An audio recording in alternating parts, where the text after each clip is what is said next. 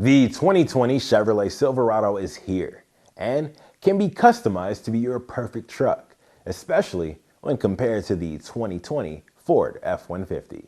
In the past 20 years, hundreds of infants and young children have died after being left in vehicles, usually by accident.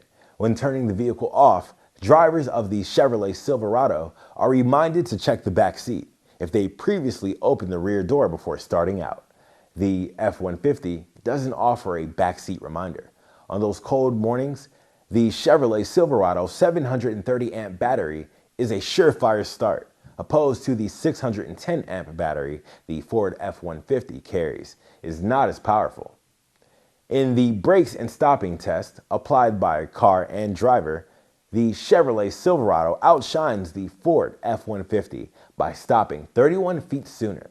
In 70 to 0 braking test, for efficiency, the Chevrolet Silverado's fuel tank is 24 gallons versus the Ford F-150's 23-gallon fuel tank, which will allow you to go that extra mile till the next fill up.